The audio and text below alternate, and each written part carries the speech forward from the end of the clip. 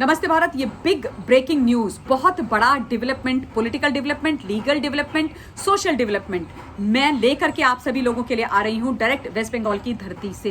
Waste Bengal में एक भूचाल आया हुआ है। देखिए, जो तौकते हैं वो तो भारतवर्ष के कई राज्यों में बहुत बहुत नुकसान कर रहा है, लेकिन वेस्ट बंगाल के अंदर एक अलग ही भूचाल चला हुआ है और उस भूचाल की जो क्रिएटर हैं वो ममता बनर्जी हैं। आप सब लोगों को याद है कि कुछ दिन पहले सीबीआई ने ममता बनर्जी के हेवीवेट बड़े बड़े मंत्री और नेताओं को नारदा स्कैम केस जो 2014 से चला आ रहा है उसके मामले में गिरफ्तार कर लिया था। लेकिन जब ये गिरफ्तारी और पूछताछ चल रही थी उस वक्त ममता बनर्जी अपने कार्यकर्ताओं के साथ सीबीआई के दफ्तर में पहुंच गई। 7 घंटे तक वो सीबीआई के दफ्तर में बैठी रही धरने पर और लगातार ये डिमांड करती रही कि इनके साथ साथ मुझे भी गिरफ्तार करो, मुझे भी गिरफ्तार करो, मुझे भी गिरफ्तार करो। जैसे छोटा बच्चा करता है ना कि ये बिस्किट का पैकेट इसको कैसे दे दिया, ये बिस्किट के पैकेट में से मुझे भी बिस्किट दो, तो यहां पर वो ये कह रही थी कि भैया मुझे भी गिरफ्तार कर लो। बड़ी अराजकता फैलाई गई। सीबीआई जो ऑफिशियल्स हैं उनके काम में बाधा ममता बनर्जी बनी रही, लगातार उनको धमकाती रही। टीएमसी के जो वर्कर हैं वो बाहर सड़कों पर सीबीआई के दफ्तर को घेर करके तमाशा हंगामा करते रहे, स्टोन पेल्टिंग करते रहे।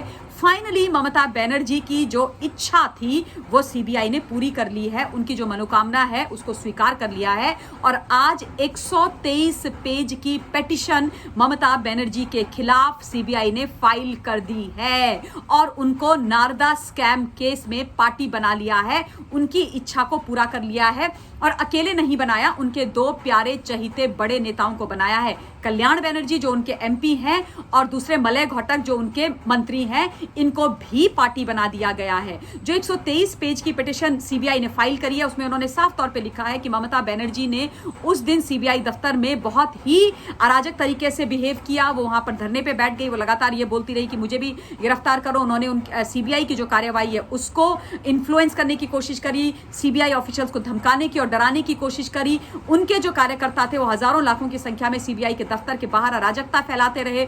डिजास्टर मैनेजमेंट एक्ट की उन्होंने धज्जियां उड़ाई, उन्होंने स्टोन पेल्टिंग करी, उन्होंने बॉटल्स फेंकी, बहुत तमाशा किया। ये आपने, मैंने, सब ने social media, main stream media में देखा और मैंने इसके ऊपर वीडियो बना करके विद फोटोग्राफ आप लोगों को दिखाया भी था। जहां तक कल्याण बनर्जी जो इनके एमपी हैं उनका सवाल है, मैं याद दिला दूं ये वही कल्याण बनर्जी है जिन्होंने चुनावी सभाओं में सीता मैया का अपमान किया था और सीता मैया के बारे में बड़ी गंदी शब्दावली का इस्तेमाल किया था। राइट हैंड आदमी है कल्याण बनर्जी ममता बनर्जी के। इन्होंने भी उस दिन सीबीआई के दफ्तर में घुस करके और अकेले नहीं अपने कार्यकर्ताओं के साथ घुस करके सीबीआई ऑफिशियल्स को धमकाने की कोशिश करी थी, उनको डराने की कोशिश करी थी, उनको इन्फ्लुएंस करने की भी कोशिश करी थी। मलय घोटक ने तो एक कदम और आगे चले गए। जब इनकी बेल प्ली पर सुनवाई हो रही थी तो ये वहां पर घुस गए जहां पर ये सारी सुनवाई चल रही थी और रजिस्ट्रार को इन्होंने प्रेशराइज करने की और धमकाने की पूरी कोशिश करी थी।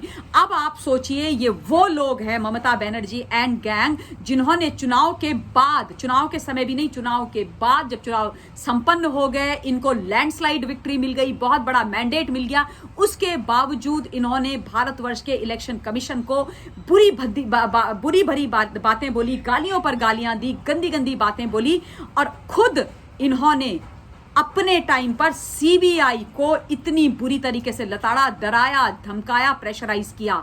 यानी कि हाथी के दांत खाने के और दिखाने के और होते हैं।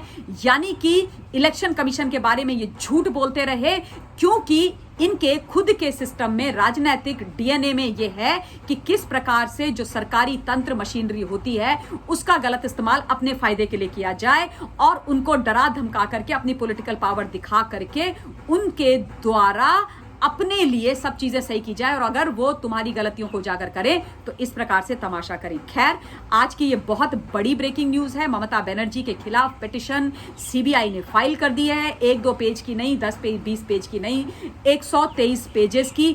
अब आगे आप देखिए क्या होता है, पर खेले पे खेला हो रहा है और ये जो खेला है वो भी हो गया है।